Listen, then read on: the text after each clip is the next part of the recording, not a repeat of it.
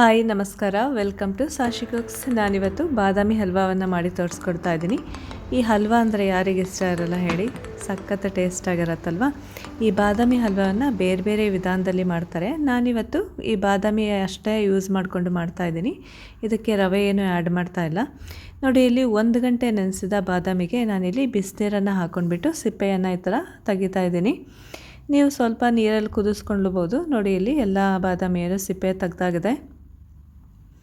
ಹಾಗೆಯೇ ಈ 1 ಕಪ್ ಬಾದಾಮಿಗೆ ಅರ್ಧ ಕಪ್ಪು ಸಕ್ಕರೆಯನ್ನು ತೊಗೊಂಡಿದ್ದೀನಿ. ಈ ಬಾದಾಮಿಯನ್ನು ಒಂದು ಸಲ ರುಬ್ಕೊಳ್ಳೋಣ. ನೋಡಿ, ಬಾದಾಮಿಯನ್ನು ಮೊದಲಿಗೆ ಏನು ನೀರನ್ನು ಹಾಕದೆ ರುಬ್ಕೊಂಡಿದ್ದೀನಿ. ಈ ಥರ ಆದಮೇಲೆ ಸ್ವಲ್ಪ ನೀರನ್ನು ಆ್ಯಡ್ ಮಾಡ್ಕೊಂಡ್ಬಿಟ್ಟು ಅದನ್ನು ರುಬ್ಕೊಳ್ಬೇಕಾಗತ್ತೆ. ಇನ್ನೊಂದು ಸಲ ಫೈನ್ ಪೇಸ್ಟಾಗಿ ರುಬ್ಬೋದು ಬೇಡ, ಸ್ವಲ್ಪ ರವೆ ರವೆ ಟೆಕ್ಸ್ಚರ್ ಇದ್ದರೆ ಚೆನ್ನಾಗಿರುತ್ತೆ ಹಲ್ವಾಗೆ. ನೋಡಿ, ಈಗ ರುಬ್ಕೊಂಡಿದ್ದೀನಿ. ಈಗ ಒಂದು ಪ್ಯಾನನ್ನು ಈ ಥರ ಕಾಯ್ಲಿಕ್ಕೆ ಇಟ್ಟಿದ್ದೀನಿ. ಅದಕ್ಕೀಗ 1 ಕಪ್ಪು ಹಾಲನ್ನು ಆ್ಯಡ್ ಮಾಡ್ಕೊಳ್ತಾ ಇದ್ದೀನಿ.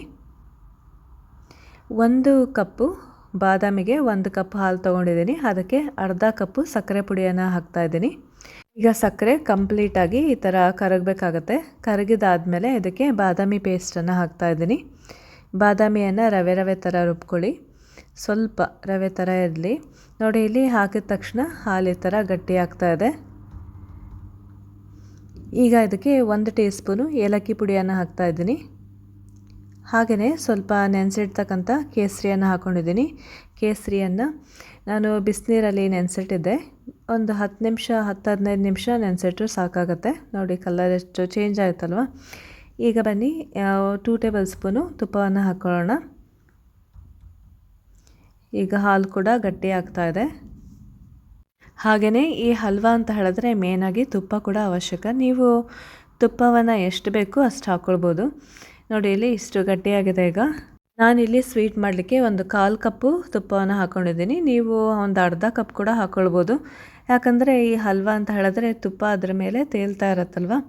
ನೋಡಿ, ಇಲ್ಲಿ ಹಲ್ವಾ ರೆಡಿ ಆಗಿದೆ. ಈ ಥರ ಗಟ್ಟಿ ಆದಮೇಲೆ ನೀವು ಈ ಥರ ತೆಗಿಬೋದು. ನೋಡಿ, ಈ ಹಲ್ವಾ ಅಂತ ಹೇಳಿದ್ರೆ ಈ ತುಪ್ಪ ಎಲ್ಲ ಬಿಡುತ್ತಲ್ವ, ಈ ಹಲ್ವಾದಿಂದ ತುಪ್ಪ ಎಲ್ಲ ಸಪ್ರೇಟ್ ಆಗ್ತಾ ಇರುತ್ತೆ. ಆ ಥರ ನಾವು ಇದನ್ನು ಕೂಡ ಸ್ವಲ್ಪ ಕುದಿಸ್ಕೋಬೇಕಾಗತ್ತೆ, ಅವಾಗೇ ಇದು ಟೇಸ್ಟು. ನೋಡಿ, ಇಲ್ಲಿ ಬಾದಾಮಿ ಹಲ್ವಾ ರೆಡಿಯಾಗಿದೆ. ನೋಡಿದ್ರೆ ಈ ಬಾದಾಮಿ ಹಲ್ವಾ ಮಾಡಿದ ತಕ್ಷಣವೇ ಖಾಲಿ ಆಗಿಬಿಡತ್ತೆ. ಇದು ಬಾಯಲ್ಲೂ ಕೂಡ ಕರಗತ್ತೆ, ಅಷ್ಟು ಚೆನ್ನಾಗಿರುತ್ತೆ ಬಾದಾಮಿ ಹಲ್ವಾ. ಒಂದು ಸಲ ಟ್ರೈ ಮಾಡಿ ನೋಡಿ. ಹಲ್ವಾ ಮಾಡಿದ ತಕ್ಷಣವೇ ಖಾಲಿ ಆಗಿಬಿಡುತ್ತೆ. ಹಾಗೆಯೇ ಇದನ್ನು ಬಿಸಿ ಬಿಸಿಯಾಗಿ ಸರ್ವ್ ಮಾಡಿ, ತುಂಬ ಚೆನ್ನಾಗಿರುತ್ತೆ. ಈ ಥರ ತುಪ್ಪ ರಿಲೀಸ್ ಆಗೋವರೆಗೂ ಒಂದು ಸ್ವಲ್ಪ ಕುದಿಸ್ಕೋಬೇಕಾಗತ್ತೆ. Okay, thanks for watching.